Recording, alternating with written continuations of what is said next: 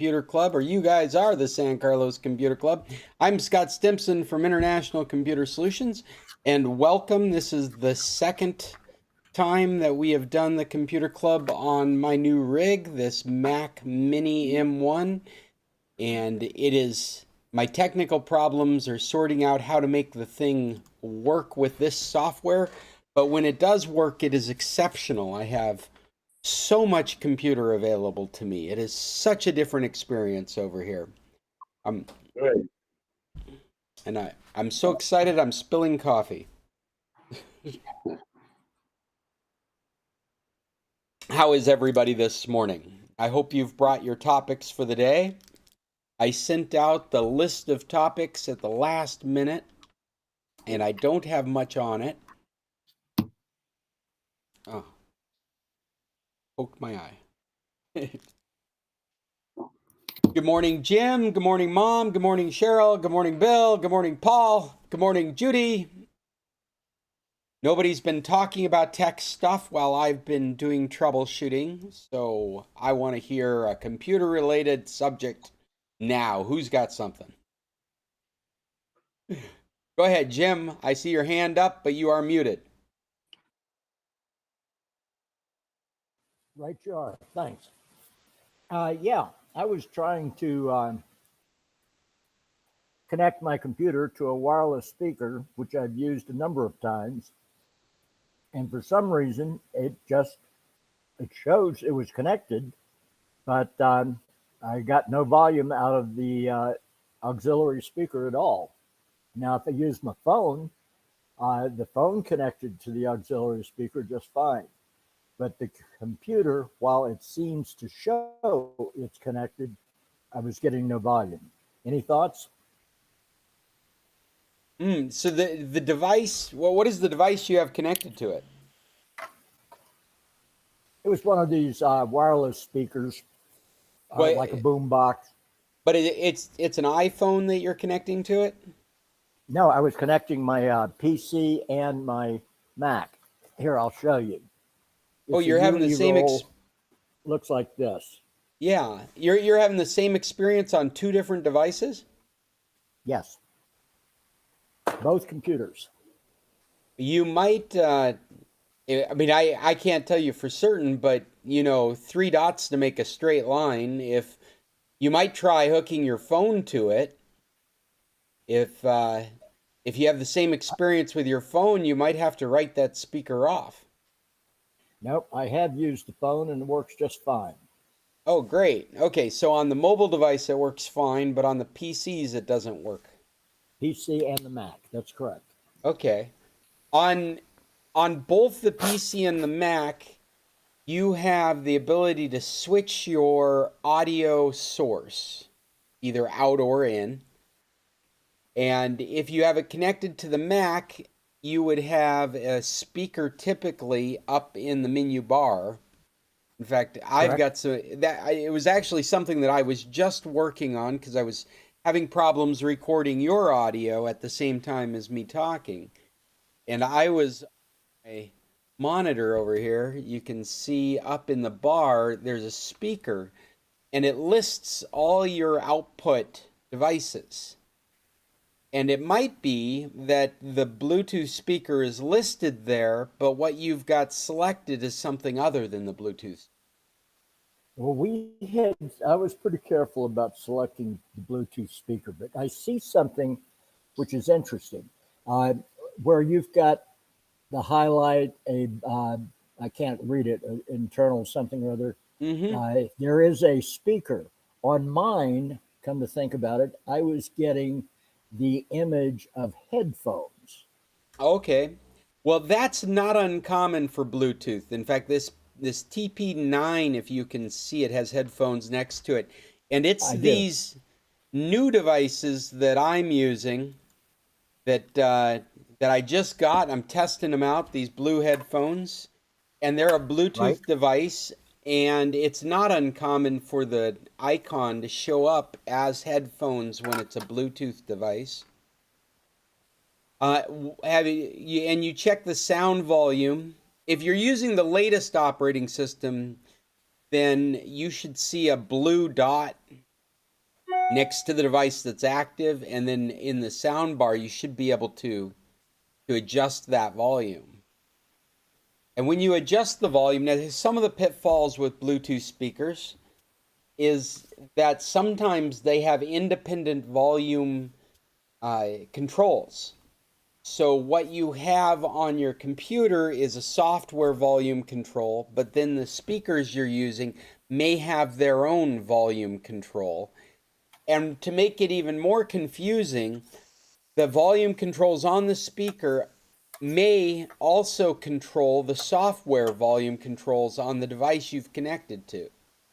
So the best way I've found to figure this out is to use the volume controls on the speaker or the headphones and just go to maximum volume and watch the volume control on your device. If it's controlling the volume control on your device, you should watch that go up to a maximum volume. I am going to temporarily switch over to TP19 only, which means I'm not going to be able to hear you for a moment.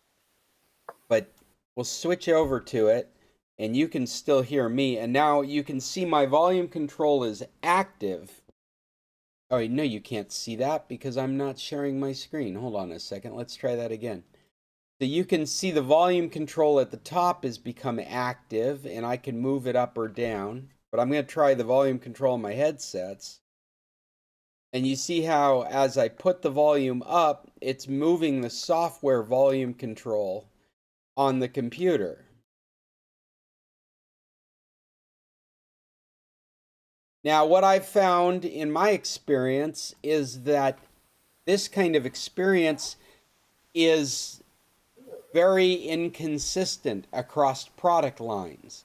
I've got a pair of headphones that will go to its maximum hardware volume while the device's software volume still hasn't reached its maximum amount. And I find that I have to go to the device and I'll put my speakers up to maximum, and then I'll go to my device, and on the software controller, I'll continue to bring it up to the highest volume. And so I guess that's what I'm suggesting as a troubleshooting technique, is just verify your device is going up to the highest volume when you're at maximum on the hardware button. You go all the way up to the top on the speaker, go over to your device and make sure it's up to the top. And if not, put it up there and see if that doesn't make any difference. And I would play with that 0 to 100 on both the device and on both the speaker and the device you're connected to. The highest volume when you're at maximum on the I didn't get the email this morning, so I'm getting double voices. I don't know if you can hear me or not. You are, Chester. I wonder if you've got two windows open. Well, I must have, because I didn't get your email this morning that automatically hooked me up. I'm realizing now as you say that, I didn't get the email sent out, so I should feel very flattered. We have so many people here. Okay, I'm going offline till I get the email. Okay, well, I don't think he needs the email, but I'll send it out.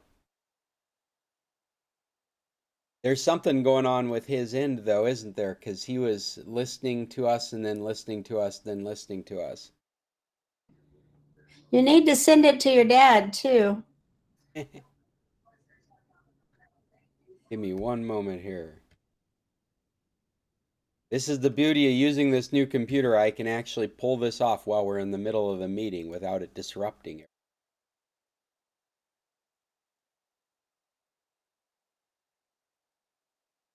This is there. It is always the same meeting links. It's my YouTube links that change. So this email is actually just a reminder, but if you have one from last week, it should work as well. The only exception to that is if we had some issue where we decided to change meet number. That just has never happened. All right, I'm sending it out now. There we go. I did not attach the document of possible topics. Darn it, I did that too quickly. But I did share it this morning, so that should be in the email. And actually at the top of that, I always have the same meet links. And here I'll stick a link to our document of possible topics right here in the chat. Oh, look at how fast all this stuff happens. I don't think I'll go back to Tequila's unless I get a new computer, because this is awesome. I can't see myself carrying a screen, keyboard, mouse, and a Mac Mini into Tequila's every Tuesday. That's not going to happen. It's a fitness program. That's right. Well, I can't think of a better possibility for doing damage to something than moving it every week. But why would you have to do that? Oh, Why wouldn't you just take your Mac Mini to Tequila's? that's what I'm saying is I'd have to take my Mac Mini and a screen and a keyboard and a mouse and an external webcam. I'd have to take all that with me to Tequila's every Tuesday. But you took it every Tuesday anyway. No, You I just took my didn't- laptop every Tuesday. So why couldn't you just take your Mac Mini and not take the rest of the stuff? The Mac Mini is a standalone. It's a desktop computer. So so it needs a screen, needs a keyboard, Okay. needs a mouse, Got needs a it. Got it. webcam. Okay. Yeah, that's the issue. That's the issue. And wouldn't you know it, I was at the time my Mac Mini died and I bought this one. There wasn't a lot of options for this much power at this price, and I am very happy with the purchase.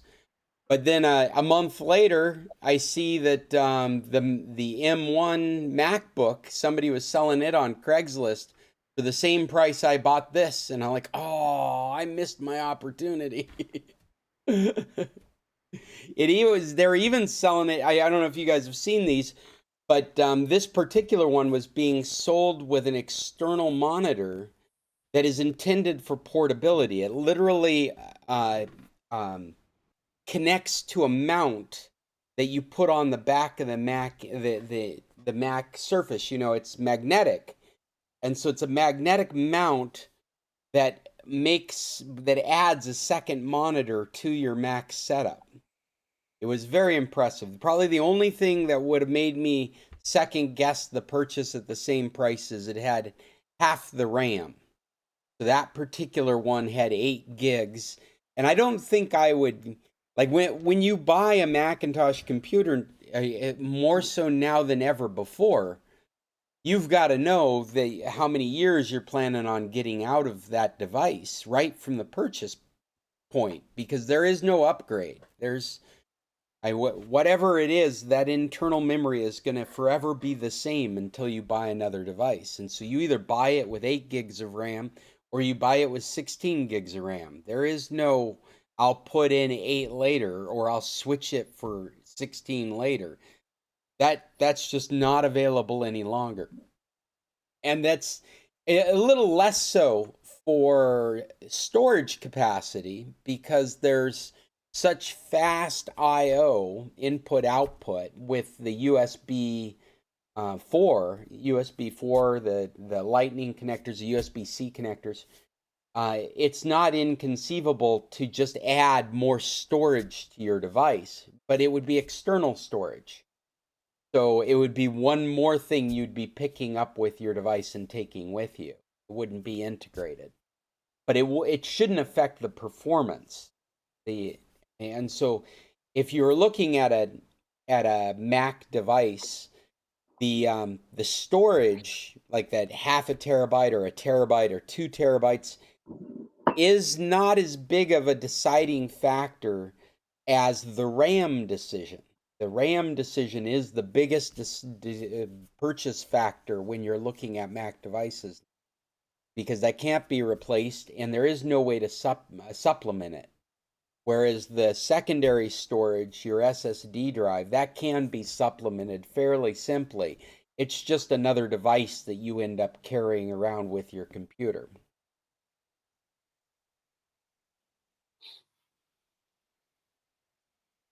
All right. Well, What else we got going on? I'm having the same kind of trouble with these things. They're not working.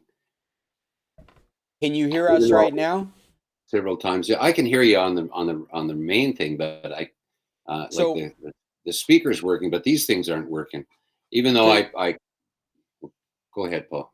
oh, Scott. Jim, what I was just going to say is that we were talking about the volume controller on the where am I? Where is my? Here we go. The volume controller on the bar, and this is your default sound controller. So on the menu bar in the upper right-hand corner of the Macintosh, I know you run a Macintosh. Yeah. And so it lists all the different output devices you have, and your headset should be one of them. And that would be the default for any sounds coming out of your computer. Now, if that's set, then what may be is that your Meet that we're in, it also has sound settings. Let me swap over to that. It'll be a little.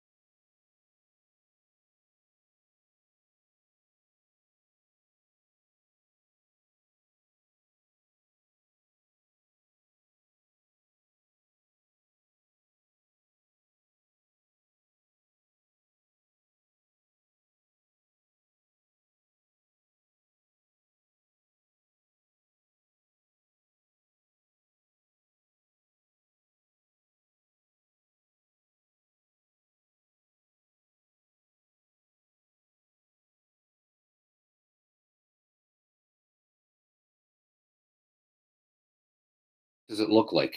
Well, if you can you see my screen right now?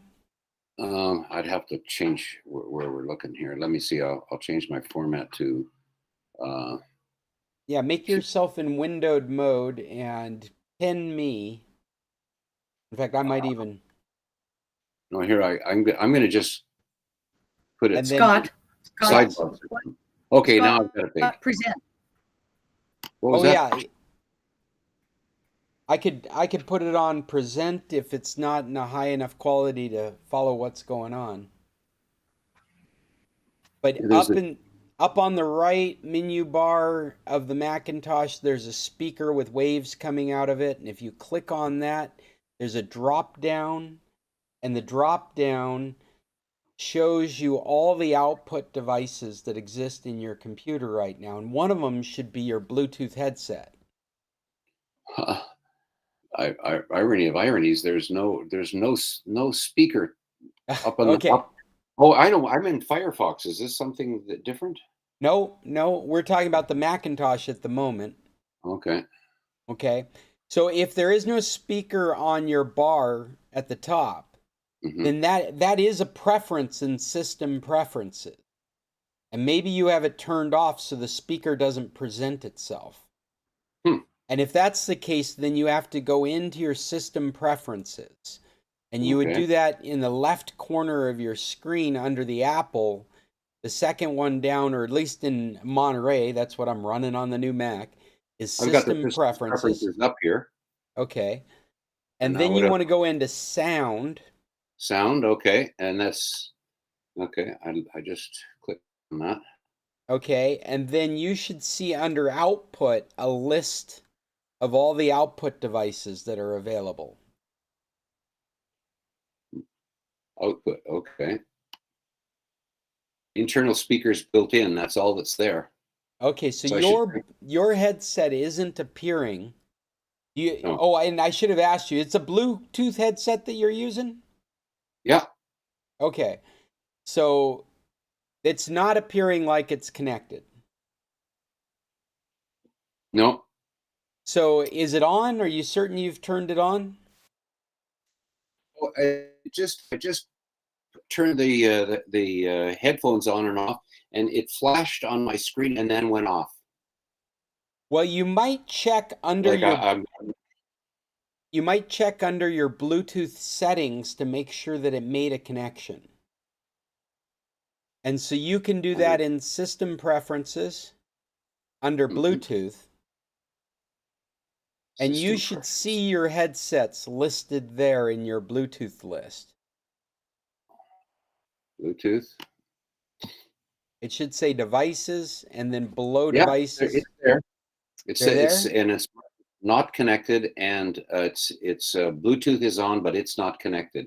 Okay. I'm not So connected. There's three try, devices. None. if you see your headphones, they're not connected, try double clicking on them. Just keeps coming back and saying BT disconnected. Okay. So troubleshooting this kind of thing, one of the things you would do is you would remove it and repair it with your device. Okay, Because, that's probably a little more complicated than I can do right here, especially in the middle of the program. So well, you carry on, and I'll try and fix this later. And in the meantime, I'll just listen to my speakers. all right. Well, Jim, don't forget that this is kind of the reason we're here, is to help each other with these kinds of problems. Okay, well, if you And it really wouldn't be that difficult. You would click this X to the right, and that would remove that headset setting for your Bluetooth headsets. okay, just a second. I'm going into System Preferences and going Bluetooth. to Bluetooth. Okay. You'd look for the headphone that's not working that says not connected. It says nothing's connected, but even though my Bluetooth is marked as on. Yeah, the one we care about is your headsets. Okay, and it says not connected. Okay, if I you just turned the power off. hovered Power on over up here. that, The headphones are now ready to pair. okay, click the X to the right of its listing in the Bluetooth. So you'll see the headsets there. It'll say not connected. Oh, there's an X, yeah. Yeah, click the X, and that will remove these settings from your Bluetooth settings. Okay. Connect. Oh, I see it there now. Now double click on the connect. Oh. It just keeps coming up. I remove it, and it's not connected.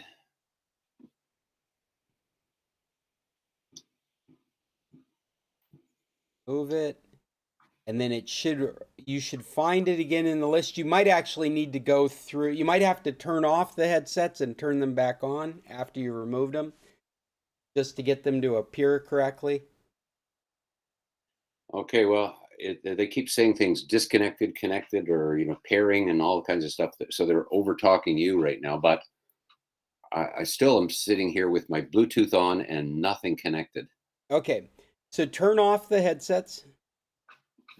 Hold it till it turns off. Power off. Okay. Okay. On your screen, you should not see anything about your headsets under Bluetooth. It should be missing from Bluetooth. It says Power Locust, and I'll go in there and X that out of there. Is that the name of the headphones? Yeah. Yeah. Headphones. Yeah. It says not connected. Okay. Yeah. X that out.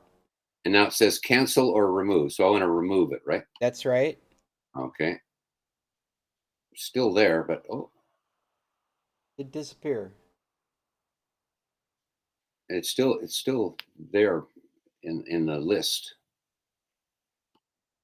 I'll try it again. Remove. Oh, there. Now it's. Oh, yeah. Now it's gone. Okay. So now press and hold the power button on your headsets. I'm guessing that's the way to put it into pairing mode. It's ready to pair. Okay, and then they should appear in that list given a little bit of time. Yeah. On there And it now is. Connect. Double click on them to connect to them. On the connect button. Yeah. Oh, it says disconnected, not connected. Jim, I'm sorry to say there's something going on with your headsets.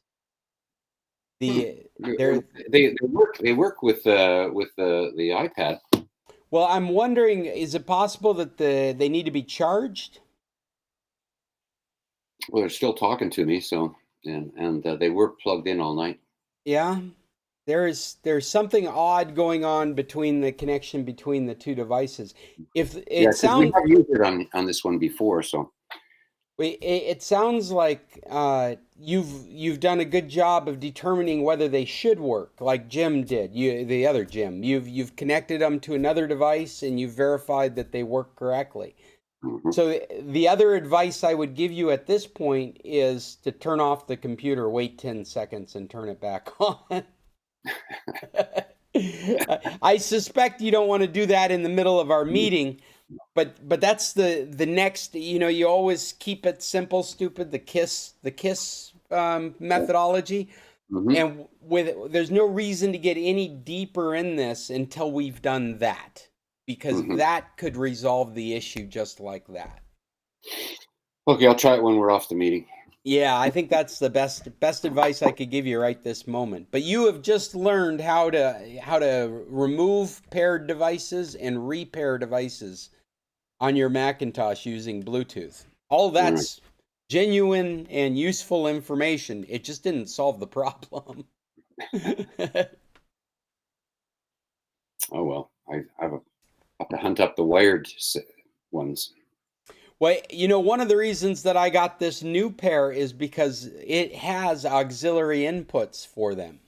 I wanted to be able to use them, like right now I'm using them wireless with Bluetooth with this Macintosh, but I wanted to be able to very quickly plug them into an analog output. And so Yeah. it supports both. This one has the same. Oops, how can I do that? See, it's got those same. There's my. So there's your quick solution. Just plug the cable in between there and the back of your laptop. Yeah, I could do that if I could. I'd go and have to go and find the cable now. Well, I could loan you one if we were together, right? There you go. There you go. I'm sure there's 40 in the house somewhere. Right. Isn't that the truth? Go to the drawer. Yeah. Yeah, there's a drawer or there's a box in your house that has every cable that you ever thought you might need. And There's a box. now it's scary, and you just throw it at the tech guy when he's there going, it might be in the drawer. Well, there's a box that's exactly that size. Oh, and I'm all sure right. it's got the wire in it. That's right. Actually, you're not wrong. These that I got came with some case. Yeah, similar to that. And the cable, I've got the cable in there right there. Uh-huh. Well, what else do we have going on? Carol, did you add these recommendations, or are those left over from the last one? Yes, I added those. I can't remember where I got the Gray Man from, but I think it was you guys. But I did watch it, and so that one's in there. Okay. The Purple Hearts. Hadn't I don't heard know of if it. Oh, you haven't heard of it? Okay. It's one of those situations where they get married because she needs coverage for her medical, in this case, diabetes. And they're basically scamming the Navy or the Army, something, one of the forces, and they get caught. And it's just a nice feel good kind of movie.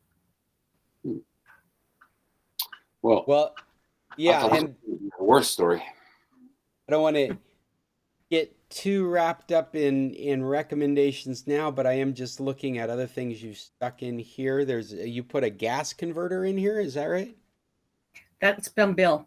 Oh, Bill put that in here. Convert gas prices. I'm trying to format the sheet on the fly, and I think I'm all that, but apparently I'm not. The gas converter app is really handy. You can put in Mexican to Canadian, Mexican liters to Canadian gallons, and it'll give you the price equivalent one way or the other. If you're just wondering whether it's cheaper to buy it on one side of the border or not, it's kind of handy. It's a very slick little app or page. Oh, I see what you are in the United States. You are,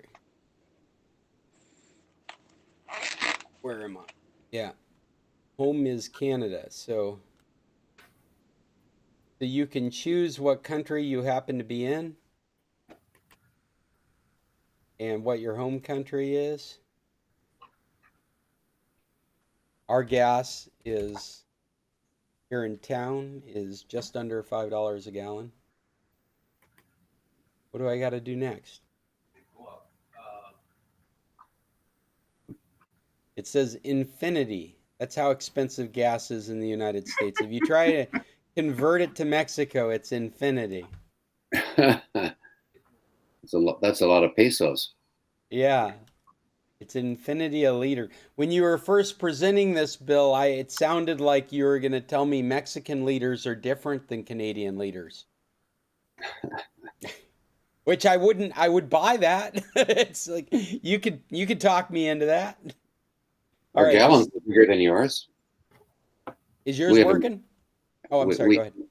We have imperial gallons. You have U.S. gallons. Oh, that's right. This is funny because if I switch the country I'm in to a different country, wow.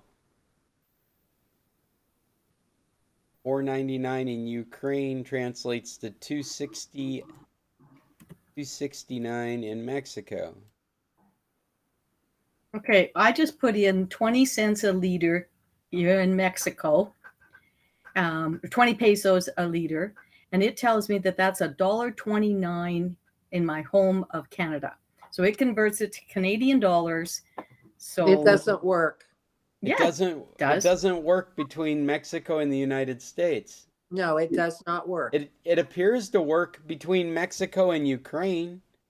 It does not work Mexico, US. Either way. Hey, we Same can as we can Mexico. convert Mexico to Russia. But Mexico, yeah, thank you for verifying that, Judy. There's something goofy going on between Mexico and the United States. It is not. Yeah, if you're I right, put 'cause in I put 20 in- pesos a liter, yeah, if I say I'm in Mexico and put 20 pesos a liter, then it equals 0 per gallon in the U.S. And if we flip it over, it says infinity. Mm-hmm. Okay, so what is the price in the US, like in Arizona? How much is it a gallon? Use Gas Buddy. It's far better. And Yeah. by the way, the most practical thing is, do you realize that just south of the border, the Mexican government subsidizes gas station? So when gas was $4.50 a gallon or more in the US in Tucson a month ago, it was only 17 pesos down there versus 24 pesos in San Carlos. Yeah. I've noticed that too. As you get closer to the border, it's cheaper. Well, the Yeah, government, Gas Buddy gives is- us the price and it tells me the price, but in order to convert it to Canadian dollars so I can figure out, without making 4 different calculations, this site works for us. And I don't know why US Mexico isn't working, but it does work for Canadian. So we can figure out US to Canada, we can figure out Mexican to Canada. it looks cool because you don't have to do the gallon to liter calculation to do the comparison. This is doing it for you. The frustration for us is we're all in the U.S. or comparing it to U.S. dollars, and it's the one thing that doesn't seem to work with it. And I have used this before. This was on the Viva San Carlos site. Did it used to work? Yeah. It did used to work. So something's recently happened. I And wonder plus if they're... it's not updating. Like Costa Rica. Costa Rica uses our dollars. Okay. They don't have their own currency. Liters. There's no Costa Rican currency? Or No, they use American dollars. really? And so does Belize, I think. Interesting. How much is it running in the US right now, a gallon? Around $5. On, Around $5. I think you're probably a Google search away. average gas Colorado price Springs, it's in- $3.94. Yeah, that's what they've been saying on the news, is it's all gone down to under $4. Yeah, $3.94 at Costco. Yeah, average under 4. I heard on the news. I have to travel out of state to get that. Google reports that the average in the U.S. is $3.95 a gallon. Wow, that'd be great. Isn't that terrible how they convinced us that $3.95 is great? Right. Well, we have about 75 cents tax in California. Yeah, it's expensive. I remember when I was in Florida, there's a highway that goes east-west across the toll there, and it was. Well, It this was is interesting. $3.50. We told all our friends how outrageous the price was and how we're talking about. It's good. Oh, sorry. It's $3.64 at Costco right now. Wow. That's a great price. Falling like a stone. I'll be there. Yeah, so Alaska is bright red on this map from AAA, indicating it's one of the most expensive places to buy gas. All along the Northwest is very expensive to buy gas. The cheapest rates are in the blue. Texas has one of the cheapest rates. I'm going to put this gas map in our notes just so you guys can take a look at it if you'd like. I didn't know that AAA actually provides a gas map. 2 weeks ago, Albuquerque was $3.20. How much was it, Dave? And good morning. Yeah, $3.20. They're So- fed by a Texas pipeline. How long can we maintain these lower gas prices that we have become accustomed to thinking are lower than what we should be paying? How long do you think we can keep that up? Probably till November when it gets cold in Europe. Yes, but- that. Whenever I look at gas prices, I think of when it was 25 cents in double blue chip stamps. I was going Go to ahead, mention Jim, you something first. about Europe. I was going to mention something about Europe and their reservoirs behind their hydroelectric plants are perilously low. They're running out of water. They're running out of water. They're on fire too. It's crazy. Hey, Chester, I'm curious. Why would that affect our gas prices? It would affect the demand for oil worldwide, for oil and for gas worldwide. And when they run into a crunch in Europe, it's going to splash over to the U.S. in terms of availability. Well, I'm under the impression as well that didn't our administration release gas reserves into our system to try and supplement the price of gas? Isn't that also going to have an effect on it when we reach zero reserve? Well, they did release a certain amount of it, and it had minimal effect on the price of gasoline. And I doubt that they are wise to release any more. But one of the problems is not necessarily the availability of oil, but refining capacity. And if we get another hurricane in the southwest or in the south, watch out. Because that's all that's left. We don't have a lot of processing capacity We compared don't to have the. any spare capacity. And also a lot of it has been shut down because of the EPA and the COVID. The processing plants that have been left, they're limited because of where we're at right now with EPA and COVID. And there's another factor that is going to come into play in the fall, and there's been a lot of deferred maintenance on these refineries, and that is going to have to happen before the dead winter sets in. Chester, is that a worldwide thing that there's no capacity, or is it just? It's primarily a U.S. thing. It is primarily a U.S. thing because we use so much gasoline compared to the rest of the world. The rest of the world mostly uses diesel in their automobiles, and we use gasoline. But gasoline does not transport very well. It's pretty dangerous stuff. Like a As bomb. LNG, yeah, LNG is also very dangerous. But the problem with LNG is that the government is preventing anyone from building terminals in the U.S. and particularly in the Northeast, where all the gas is available coming out of Pennsylvania and Ohio. They won't let them build LNG terminals up there, and they won't let them build pipelines to move it south. So we've kind of shot ourselves in the foot. I don't think a refinery or a mine will ever be built again in the United States. Because of I think diesel is dangerous in San Carlos and down there. They had that tanker truck burn this week. Well, it takes a lot for diesel to burn. It takes a direct fire. Well, it looked like a tire fire. You know how discarded tires burn when they burn? Yeah, it takes a direct fire to burn diesel.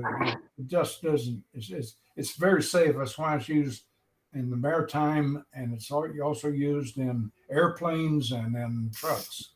It's very safe. Well, you say airplanes, but it's not jet fuel. That's a different thing altogether. Well, it is, yeah. Jet fuel is kerosene, just a high grade of it. A clean grade, let me put it that way. I was going to ask about what kind of pollution it might cause. Diesel causes quite a bit of pollution, doesn't it? No, not these days. They've got a substantial amount of corrective measures that have taken place in the last several years that keep that down quite low. It's no worse than anything else. It used to be, but they've done a lot to correct it. Well, that's good. You go a lot further on a gallon so you burn less, fewer gallons. Of what? Diesel. Yeah, you have more horsepower, more power per gallon than you have in gasoline. Right. I had a friend in high school. His father and him were into diesel vehicles, and so they would buy old diesel Mercedes. I remember him owning a Volvo that was a diesel. And the reason they were into it was because they could go around to the local businesses and collect their old fry grease. And they could take the things that you would make French fries out of, they would filter and put in their gas tank and run these vehicles on them. I always thought that was pretty cool. That's still done. But it's not direct anymore. It has to be cleaned up quite a bit. Well, it is doable in all trucking companies. When they change the oil in the trucks, they filter it and put it into the fuel tanks. Oh, that's interesting. I'd never heard that before. But I was under the impression that we've done such a refinement in the way that diesel is used in a motor now that it has to be cleaned up considerably before it's put through the motor for it to be clean diesel. And that he was able to do this with oil in his home remedy because of the age of the vehicles that they were running it in. That the vehicles were they weren't discriminatory. It didn't matter. You could just pour this grease in and it would just drive the vehicle. Whereas our new diesels are much more refined. I would imagine he filtered it, but there are filter systems available for that. And same thing for the motor oil that you take out of the engine. There are filters you can filter it through and put it directly into the fuel tank. an interesting way to go. When the apocalypse happens, we probably need to be looking for diesel vehicles. Well, we've been in several RV sites, some of which are trailer parks, you know, with the old boys in the back row. And we were in one, and they explained to us that it was Sunday morning, and Phil was going to be firing up his old rig. It was an old bus, you know, and and I said, well, and why is that important? They said, well, it's going to smell like cooking around here. And he did. He fired it up. It was a huge puff of smoke and so on, but it got going eventually, and but the whole place smelled like fried chicken for a while. You're right. I'm remembering my buddy's car always smelled like French fries. Yeah. We have 3 minutes left on this meeting, just to give you a heads up. And do we have any other topics we want to bring up that can fill 3 minutes, or should we start working our way over to the other meeting? I did place one article in our document of possible topics. This technology, if I had been aware of it before, I have just recently been made re-aware of it. A documentary in the BBC at the end of last month showed off this recycling called REAP technology for printed paper. And the idea is that you have paper that has a special coating on it. You have ink that's a special kind of ink. But essentially, you have a printer that can print on pages, and then you can reclaim the ink later. So it's got a washing and reclaiming process. The idea being sold to businesses that do a lot of printing, but it's very temporary in nature. They can take the sheets and run them through a cleaning system. I don't have a picture of it here.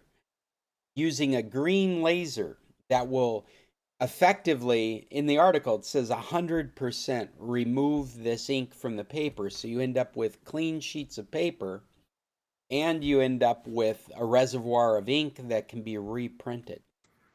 I wonder what you do about color. Yeah, I looked for that, and I haven't seen anything about color at the moment. I would think it'd be a very, very limited situation. Maybe signs of some kind, like political signs that you're going to show for a week or two. Well, meeting's over.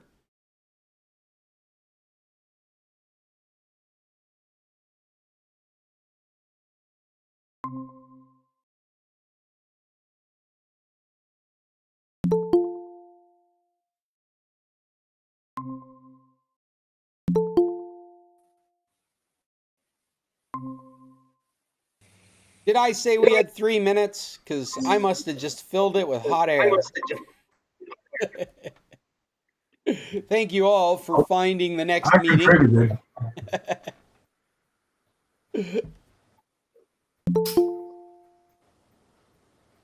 Dave's coming in. Here we go. So, yeah, that's the first thing that came to my mind as well, Chester, was that whatever the application, it would need to physically exist, but only for a temporary amount of time for it to really make sense. So I thought of things like menus in a restaurant. Like maybe if this kind of printing technique got down to you could have a $200 printer in the corner that actually will clean and reprint, then signs, menus, things of that nature make a lot of sense. Maybe in a youth rec center, something like that.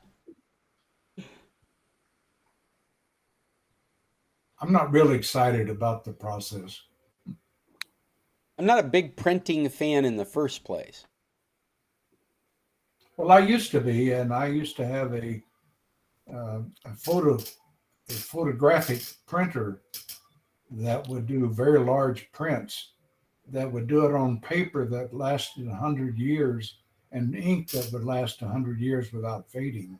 but that is very expensive, and I no longer have that printer. But anyway, it was a lot of fun during the years that I did do that. Well, on the menus, you wouldn't have to have whiteout now, like they do now. That's true. Well, just printing it out, I know that when I do need to print something, sometimes I'll print it out and go, oh, well, that's messed up. Like one letter, one typo, and so you just toss the page in recycling and fix it and print it out again. It'd be kind of neat to just shove it through a cleaner and let it reprint again. Could I ask a non-club related question?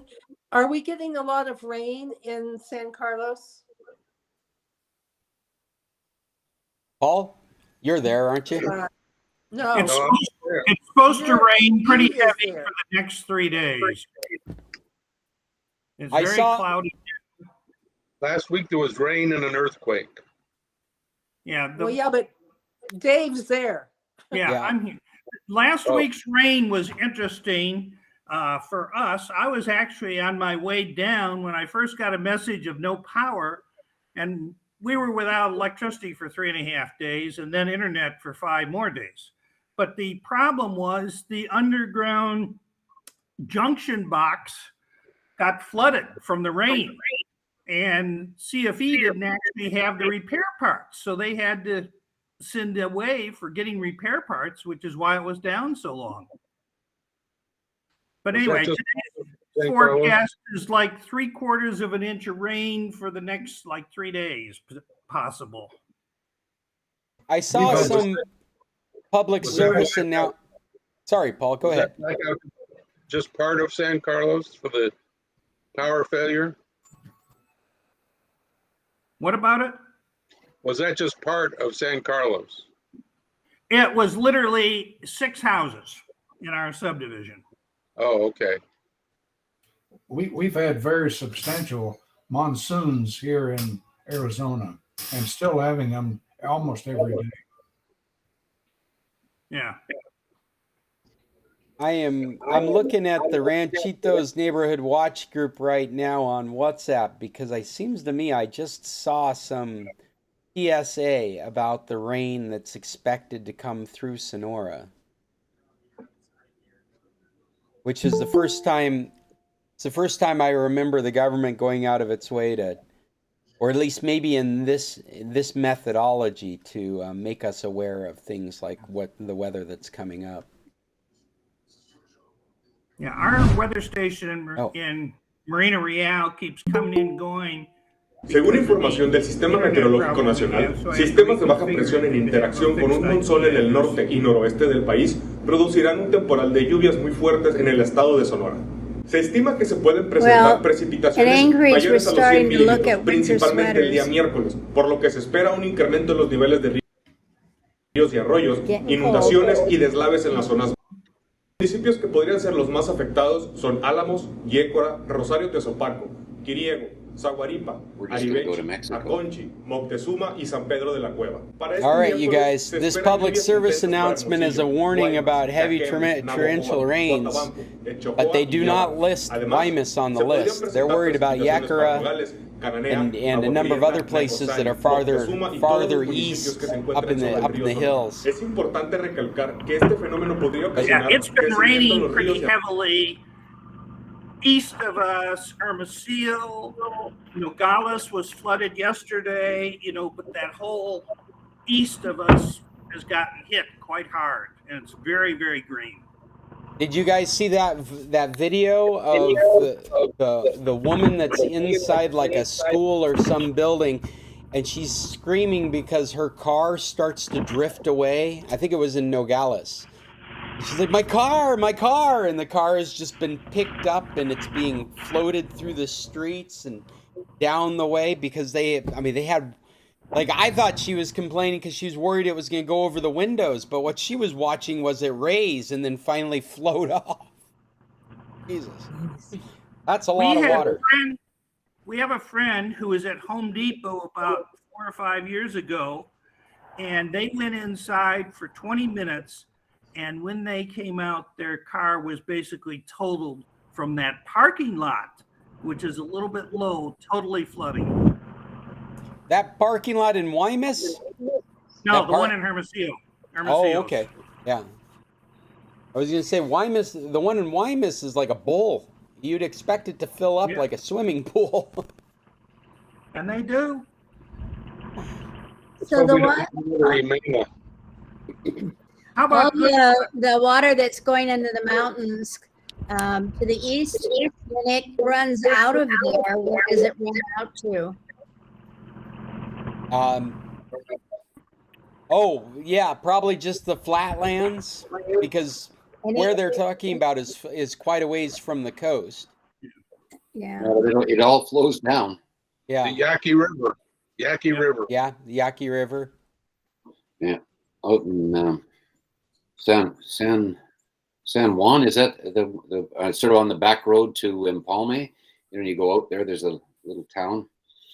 It'll be because I've walked around there. I had some friends who looked for arrowheads, and you can tell that there had been water moving things around out there, other years. So I'm sure it's Well, the good news about water here in town is they're putting what looks to me about an 8-inch water line from the tank storage in the Bahia headed west on what I would call the 4-lane highway. So that highway is kind of a challenge since it's down to 2 lanes only into the Bahia from town.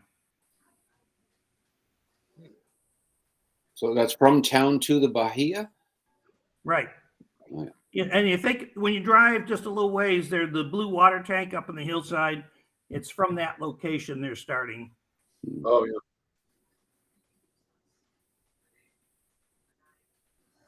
Okay, guys, we just checked in to say goodbye.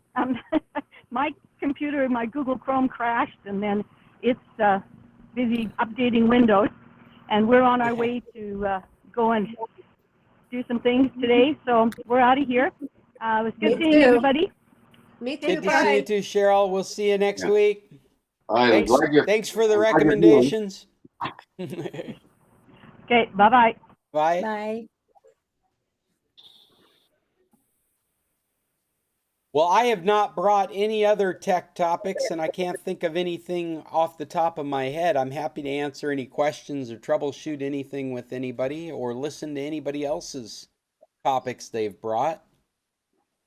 I have a question. What is that system you have on your TVs there in Alaska? The system that you're using for TV? Yeah. My folks are using that system that Scott Bailey provides. Yeah, but it's the software that gives you all the different channels and stuff like that. Yeah, it's Radiosity. Radiosity, okay. Radiosity. And Scott's also providing another app, but I can't remember the name of it. Mom, what's that called with the eagle? I think it's called America. I'm not sure, but it has a big flag, American flag on it. And that particular thing that he's offering, you can get the stations you can get different cities across the United States.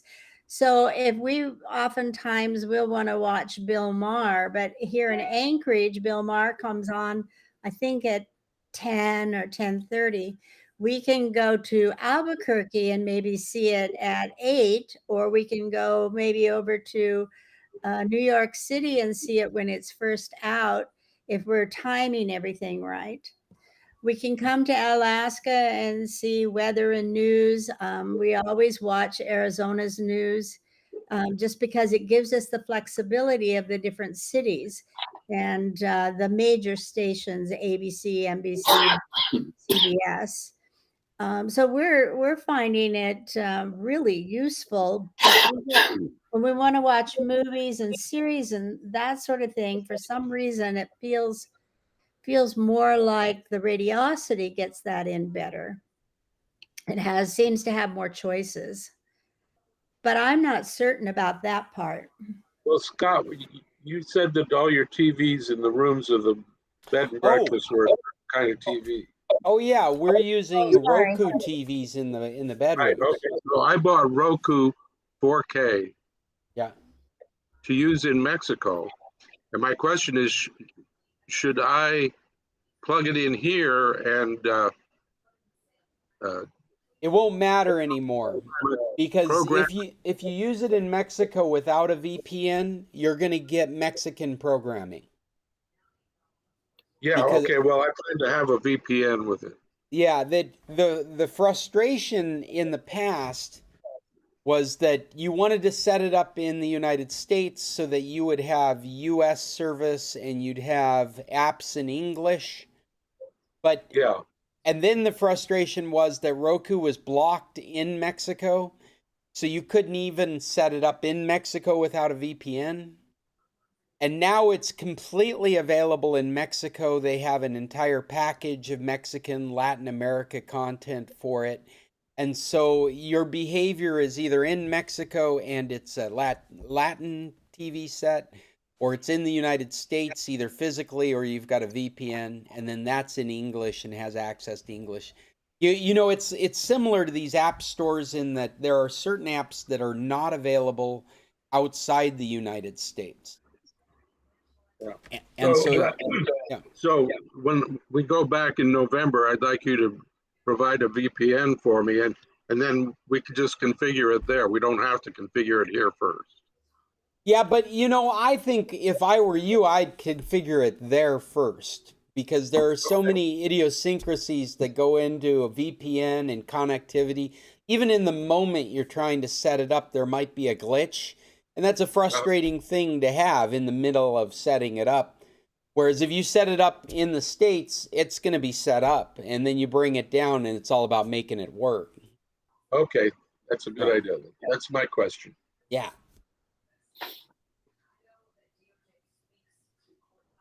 Yeah, I think it was CBS that basically says your location where you set it up must match what your VPN is that you're using in order to get success of changing locations.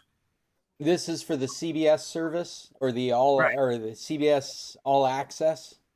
Yeah, which is now what? Paramount Plus. Paramount Plus, okay. Yeah, well, I could do that. I could configure it here and then with a VPN link to LA area. Yeah, and I highly recommend ExpressVPN. They That's by what they far say, do the best job of not getting caught by the different providers trying to block them. And they very proactively change their facilities when they do get a server blocked and do some switches so the new one won't be blocked. Good. Yeah, I really like working with ExpressVPN. Not that this is a commercial for ExpressVPN, but they offer firmware for specific routers so that you can easily connect all your devices up through one VPN. They have a software VPN. In fact, Paul, for that Roku TV, you won't be able to put, unless something's changed recently, you will not be able to put ExpressVPN into the TV. You would need a router that provides a VPN. And then yeah, like ExpressVPN lets you do. You can buy a specific piece of hardware that supports ExpressVPN. You install that in your router, that piece of hardware, and then you can provide that VPN to everybody on your network, including your Should I TV. get that here, or should I get it in Mexico? Well, you should get the router wherever you can get the router. It's what there is. In fact, we're talking about this. If you're going to use ExpressVPN, they actually have a router compatibility list. And that's an interesting list because it's using their software. You also have the option of DDWRT, which they do support, but differently. But for just doing what I think you're trying to do, Paul, use a Fire Stick and run the VPN on the Fire Stick. Well, Dave's not wrong about that. Yeah. I have Fire Stick down there now, but every time I try to look at something, it says not available in your country. Well, you can put the ExpressVPN software for Android on your Fire Stick. On the Fire Stick. Whereas you can't do that with a Roku TV. Mm-hmm. So for the Roku TV so to if take I- advantage of a VPN, you have to have a VPN router. Okay, so I'll look for that. I'm on I'll look- ExpressVPN right now looking for their router list. It's most of them. I use both ExpressVPN on the router. I've got it installed. I've also got it installed on the Fire Stick. And in general, the performance on the Fire Stick is better. The Fire Stick is so impressive. I think you're talking about the 4K, aren't you, Dave? Yeah, Yeah, but it was $30. You know, The when I bought it. 4K equipment is so impressive. I'm amazed. It's a great Kodi experience. If you want to run Kodi or Streamio on it, it's a great Streamio experience. It's a great Kodi experience. It's just amazing. I've run Kodi for years, and I feel like it runs better on my Fire Stick than it does on my Windows computer. I can't find the router list. Most common ones are there. You know, I have Netgear R7000s, which have been around and are highly rated because they have such a strong Wi-Fi signal.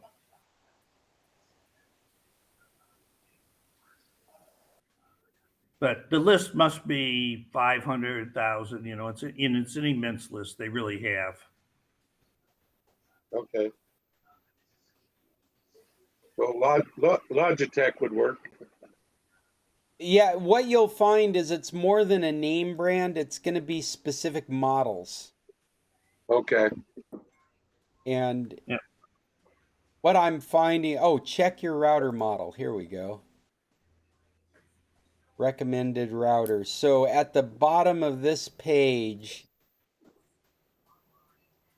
they've got 3 different ones that are recommended. I suspect because they can be bought at Amazon right this moment. I'm going to stick this link in our chat. Good. This is the ExpressVPN router. Check your router model. It takes you to the bottom of the page, and it shows off 3 routers. One from Linksys, one from Netgear, one from Asus. These are all decent routers. They're not the newest of equipment, but they support the ExpressVPN software. And I suspect they must be online they're available on flash routers. I guess they've got some deal with flash routers. I would not pay flash routers price for them. I think I would look for them somewhere else. This Linksys is insane. That's $330. I wouldn't pay that for this router. Copy. Let's see if this is that's not a cheap router. What's a good price for an alternate? Well, for that price, you could just buy a PC and make that your router. Let's see. It's on Amazon for $298. That's still really expensive. Now, the beauty of these AC routers, though, is that they've got multiple channels, and so that they've got less interference. They can handle more devices. Paul, I don't know how big your list, your inventory of Wi-Fi devices in your household is growing to. The last time I did a count on mine, I'm way up around 20, 30 devices all trying to connect to the same Wi-Fi. Sorry, Chester, I would have said goodbye. You're moving too fast. I might have 10. Yeah. So it would be worth doing some research because these are some pretty expensive ones they're recommending, and you may not need that much power. You could probably save $100 to $200 with some more research. Well, down below that, easier to set up and use, and a whole bunch of brands. Here is another list from a website called vpnwire.com. I'll stick that in our chat as well. And it's just a whole handful of things that you can install ExpressVPN into. Here it is right here. And this is a list here, the ASUS, Linksys, different ASUS, different Linksys, different Netgear models here. This 1200 AC, that should fetch a fairly reasonable price.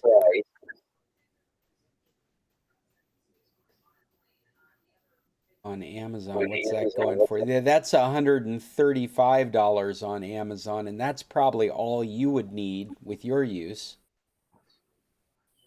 So getting down there closer to a more reasonably priced. Here's an oh, I see an advertisement here for a Netgear Nighthawk AC 1750 for under $100. And let's check this list one more time. That's basically a variation of the one I have. And the advantage to it is its Wi-Fi signal is much stronger than many other routers. You're talking about the 1750? Yeah, that branded, the Netgear stuff has been labeled that way for a couple of years on the very strong Wi-Fi signal and all the tests of comparisons. Yeah, I've been happy with these routers, my experiences with these routers. I think it's very easy to install the ExpressVPN on that router. It's nowhere near as complex as it is on a regular router. They do their own software that runs under the Netgear software rather than something under DDWRT. Or Tomato for that matter. I am looking for... Yeah, but it is not on their... Oh yeah, version 3. If this is a version 3, 6,700 for $135. Where'd it go? Where'd that cheap router go? Oh, on Amazon, it's a pain in the ass to figure out what version you've got, though. I forgot about that. On the page that had those 3 expensive routers, below that, they have a list of about 15 that says easy to set up and use. And oh, there you go. ASUS, Linksys, Netgear, with specific numbers, model numbers. Yeah. The where they have the V3, V2, V2, those are versions, those are releases of what's an equivalent product. And unfortunately, those version numbers actually become an issue when you're doing things like loading your own software into it. And unfortunately, it's hard to determine the version number of hardware on Amazon. You might have to. You might be looking at a Netgear Nighthawk Arth 6700 on Amazon, and the one that's supported by ExpressVPN is a version 3, and you can't make that determination off of the Amazon purchase. I could take this list to Best Buy. You could, but you would find the way Best Buy's working these days, there's probably only 3 routers in there. Yeah. Yeah, and so you might find, in fact, I wouldn't even leave the house. I would go to Best Buy online and see if they've got these available. And again, that version becomes important, that version number. And so if you can communicate with somebody before you purchase to get them to verify what version it is. I noticed in the Amazon questions, somebody asked a version number off of it, and I was hoping they'd say 3 and they said 2. And so that's what you would be looking for, is somebody that knows what they're talking about. Yeah. C7, far better at Netgear. Shipping on Amazon is the V2, which is not the one that ExpressVPN is saying they're compatible with. They're saying they're compatible with the V3. So this reads like the one that you could put ExpressVPN, but down in the comments, the people that are asking more questions asked about it, and they said that it was a V2 that's being sold on Amazon right now, which you could contact ExpressVPN directly and say, what about a V2? Well, they show the versions on the ones on this list. Yeah, they do. They do. And the one they show on that list is a V3. Netgear, Nighthawk. Yeah. And the one that's being listed on Amazon doesn't show what version it is. It just says Nighthawk R6700. But you're unaware of the version of it. And the version becomes important for stuff like this. So even if it's a V4, it might not work. It might not work. That's right. Because okay. Yeah, we're like talking about different versions of like a Ford Mustang. We're talking about like the 2009 versus the 2013 Ford Mustang, and you want to change the motor. Now, down below that list is a list of harder to set up and use, and TP-Link is there, which is what my web is. So these other models, they support, or some of them support VPNs. And what you're stuck with is doing a manual setup. Yeah. These would support VPNs, but you would have to know how to configure your authentication and your encryption code in them yourself. And you would be responsible for maintaining that connection and troubleshooting it. ExpressVPN would help you to some extent, but I really recommend buying a router that you can put ExpressVPN software into it, because you can tell ExpressVPN, you can tell the company it's not working, and they can look at your router and see what's not working. Okay. Well, I'll try to have everything I need when I get down there in November, and I'll hire you to lash it up. Yeah, and I suspect, Paul, we'll talk again probably a couple of different times before you're down there. Sure. Make sure you've got all the right stuff. Speaking of right stuff, we should get to our recommendations, and one of the things on my mind is the newest version of the latest season of For All Mankind. I don't know if anybody has been watching that, but it's really fun. This is the show on Apple TV that is alternate history of the moon missions, the space program, and what if, it's a big what if the Russians or the Soviets beat us to the moon. And the latest season is a race to Mars in the 1990s. And it's been interesting to watch. It's a three-way race, because it's NASA, it's the Soviet Union, and or maybe it's Russia now. I think it's NASA, Russia, and a private company, like a SpaceX style company.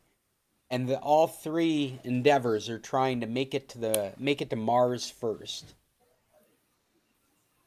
Got a lot of the same characters from the previous two seasons. They've just been aged up. I might have mentioned What's it the name of this again? For All Mankind. For All Mankind. Okay.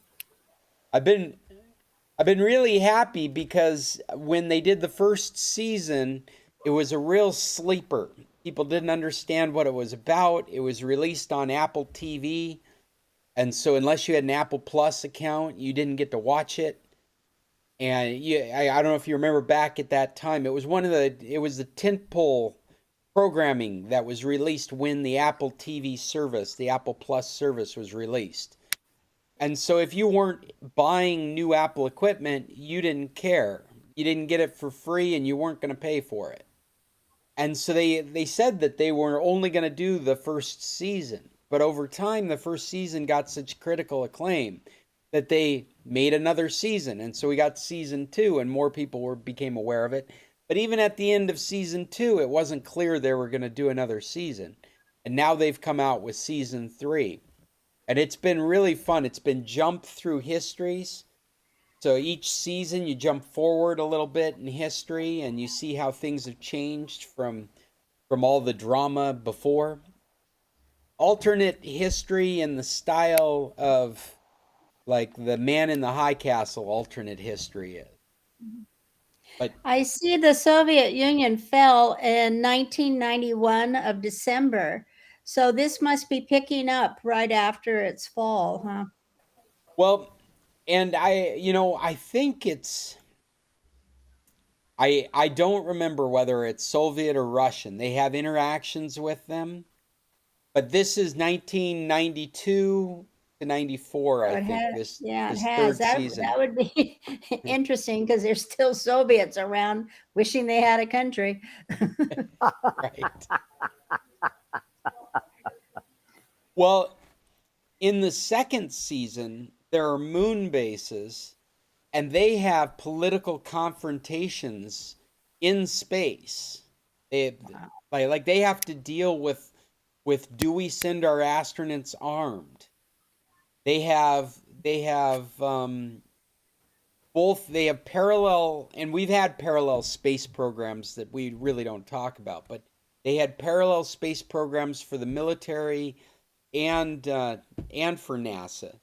And in this show, in the second season, that's a predominant plot point, is that they have a military program, Marines going up to the moon because of the Cold War that's going on with the Soviet Union on the moon, as well as on the Earth, of course.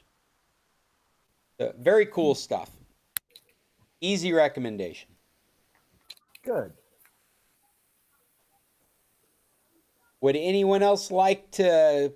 Recommendations aren't just TV shows, they're also applications, websites, movies, books, audio books, games, anything you guys have found to keep yourselves entertained over the last week. Is there anything new you'd like to add to our list? We got nothing out there. Mom, what, you were just watching a new show that was recommended, I think, on the Computer Club. What was that called again? Oh, yeah. Hang on. I got to get my note. I can't remember.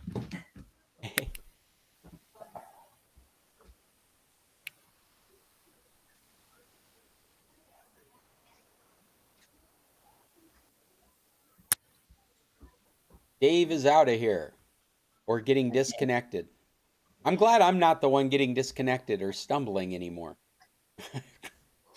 Yeah, someone was talking about In From the Cold last week. And so we started that. It's Spanish. It's from Spain. We're having to read it. We Subtitles. can't seem to figure out how to get the English dubbed, so we do have to read. But there is English in it as well because there are English speaking situations. So we're finding that kind of fascinating, actually. I can't right now tell you why, but we keep going back to it. We tried to find Vengeance. There's all kinds of Vengeance out there, but we were trying to find the 2022. We did find it. It looks like we would like it, but we can't get it dubbed or in English. So Wait, Vengeance, you're talking about the movie? The one that just came out? movie Vengeance. It's probably too new of a release, right? For you to be Yeah, I able to think get so. it. 2002. Yeah. I mean, It's 22 is what I you're meant to probably say. looking at cam versions of it that are from foreign countries. That's probably the reason you're not able to see it yet. Okay. This Well, is we'll wait. the BJ Novak device. Yeah, which is a great movie. We really enjoyed it. But we had to go to the movie theater to see it. Well, we're limited on our languages, so. Well, Vengeance is in English, but yeah, we're not getting it that way. Yeah, I'm suspecting because you're using one of these apps that the only thing that's available right now on streaming would be some bootleg cam version of it from a foreign country. It's a niche thing too. You know what you find when you use these apps to do streaming is anything in high demand is highly available. But Vengeance is kind of a niche movie. It's like an independent film. It's done in that kind of style. It's got a small release in movie theaters. It's very hard to imagine that being the kind of demand that would make it easily available on one of those apps.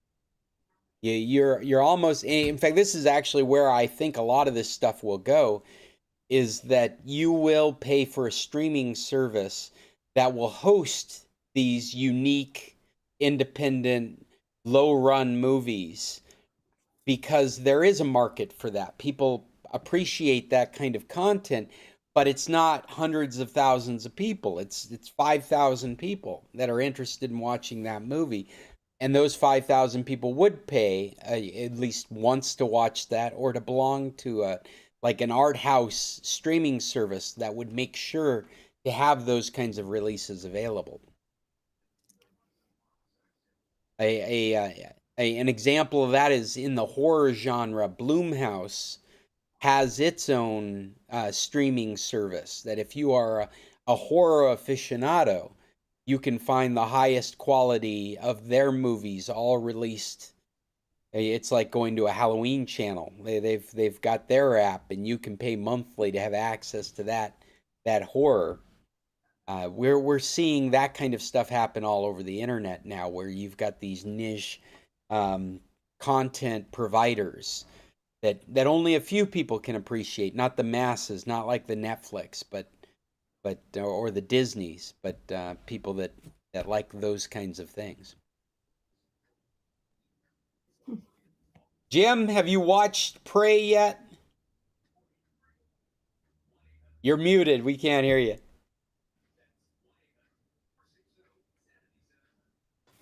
No, I have not had a chance to watch Prey yet, but I will report back for sure.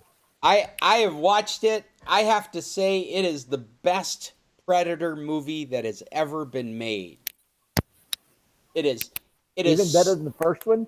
Better than the first one. Well, the first one, it's kind of like the first Star Wars, right? It's always going to be considered this classic movie. But I remember watching the first one in the movie theater, and it was just like an Arnold Schwarzenegger romp. Like a lot of violence, a lot of action, very little dialogue, simple plot. That's what you kind of appreciated about it. This one is a fairly complex story, and they do a really good job of introducing and world building in it. And for those of you that don't know, this is the movie that pits the Predator against Native Americans back in like the 1700s. And it is just really well done. I wonder if we've lost Jim because he's frozen on screen there. Mm-hmm. Yeah, I'm here. Oh, okay. Your video is frozen on. Oh, there you are. Okay. But it's an easy recommendation for a sci-fi fan, especially somebody that's watched the Predator movies. I always watch because they're dumb. I really enjoy how dumb they are. I enjoyed it when they pitted them against aliens. It's always been a lot of fun, but they're dumb. This is not a dumb movie. This is a really well thought out movie. Okay, we need to all check it out and see if Scott has graduated to a higher level of dumb movies. It's sci-fi, so you got to take it in that vein. I mean, you look at it, remember you're watching sci-fi. So when you're a sci-fi fan, there's a lot of allowances you'll allow yourself. This is true. I always tell my wife, I watch bad sci-fi so you can have good sci-fi.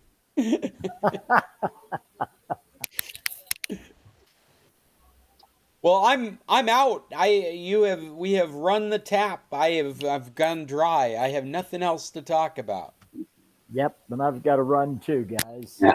All right. Good to see everybody. Have all well.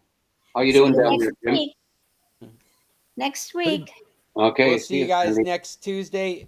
Jim, if you keep having problems with the Bluetooth headsets after you restart, let me know and we can do some more troubleshooting with it. Yeah, I've been fiddling with it while we're on here, and I still can't. But I hope it still works when I go back to my iPad. Good luck, everybody. Yeah, all the best.